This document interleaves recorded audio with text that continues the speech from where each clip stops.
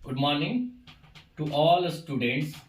आज हम लोग टॉपिक एक पढ़ने जा रहे हैं वेरी शॉर्ट वीडियो में और बहुत सिंपल है और यहाँ से कंपटीशन एग्जाम में भी आती है।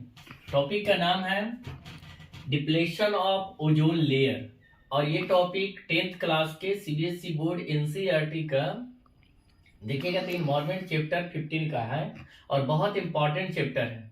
और यहाँ से हम लोग का क्वेश्चन कंपटीशन एग्जाम में आता है, जहाँ तक बीपीएससी टीआरई 1 टीआरई 2 में भी आया इस चैप्टर से। और यहाँ से क्वेश्चन हम लोग कवर करेंगे और बहुत इजी है और इफेक्टिव क्वेश्चन है। ठीक है, देखिए डिप्लेशन ऑफ टॉपिक हमारा डिप्लेशन ऑफ ओजोन लेयर। ठीक है, ओजोन लेयर कैसे डिप्लेट हो जा रहा है इसके बारे में हम लोग पढ़ेंगे, कैसे होने का कारण क्या है, ओजोन है क्या। ठीक है, तो देखते हैं कि ओजोन गैस जो होता है इसी का लेयर होता है। ओजोन गैस देखते हैं तो एटम 3 एटम ऑफ ऑक्सीजन है। ठीक है, और ये बनता कैसे उस पर भी हम लोग चर्चा करेंगे। तो इसको देखेंगे कि ओजोन लेयर पाया जाता है कहाँ।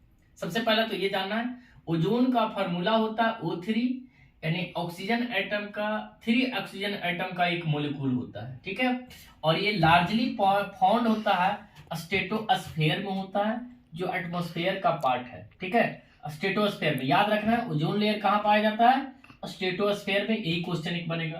दूसरा है कि यहाँ यह स्ट्रेटोस्फेयर जो कहाँ से कहाँ तक फैला हुआ है इसको भी ध्यान दीजिएगा। 5 लेयर है, उसमें से ये है।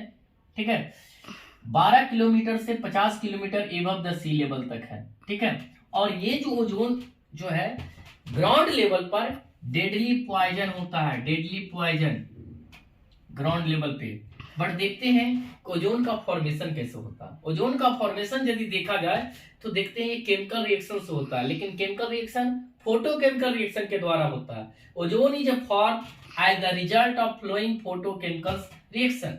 देखिए इसमें कैसे होता है, ऑक्सीजन मोलिक्यूल से ये ब्रेक डाउन करता है अल्ट्रावायलेट रे के प्रेजेंस में, और टूट के नेसेंट ऑक्सीजन बनता है जिसमें स्प्लिटिंग ऑफ ऑक्सीजन मोलिक्यूल्स होते हैं। ठीक है, फिर से ऑक्सीजन मोलिक्यूल है, ऑक्सीजन नेसेंट ऑक्सीजन से कंबाइन करके ओजोन बनाता है। इसको ओजोन गैस भी बोलते हैं। यही है इसका फॉर्मेशन केमिकली। देखिए अब इसमें ध्यान देना कि इसी गैस का एक लेयर बनता है जो एक बोल सकते हैं कि प्रोटेक्टिव ब्लैंकेट होगा around the earth which observe the most harmful UV ray, that means की अल्ट्रावायलेट रे।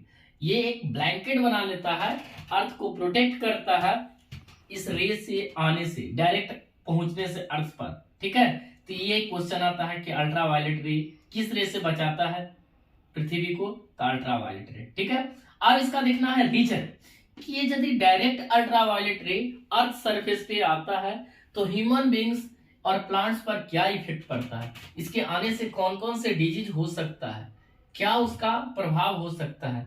तो देखिए इसके आने से स्किन कैंसर हो सकता है, इंपॉर्टेंट बात है।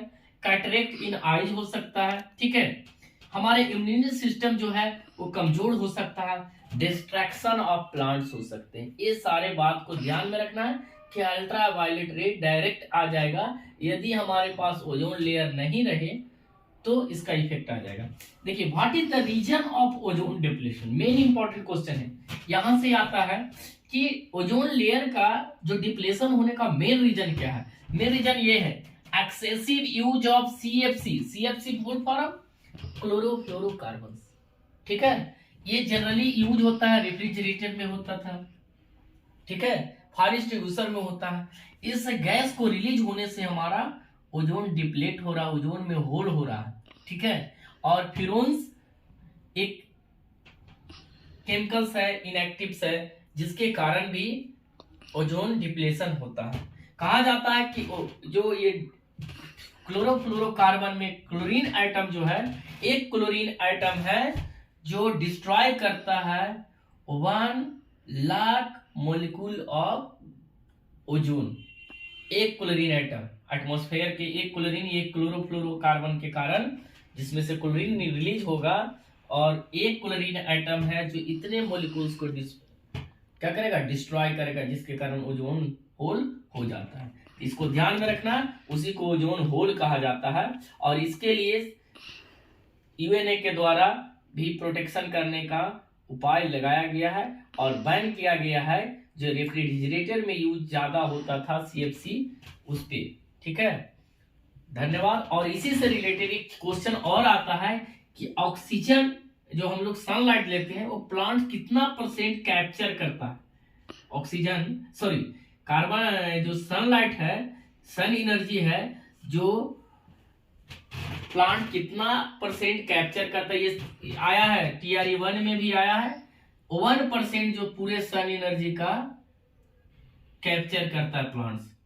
ठीक है, तो इस चीज को ध्यान देना। और इसके आगे हम लोग टॉपिक पढ़ेंगे जिसमें बहुत सारे क्वेश्चन हैं फूड वेब फूड चेन से, जो TRE 1 TRE 2 all the exam के लिए बहुत इंपॉर्टेंट है।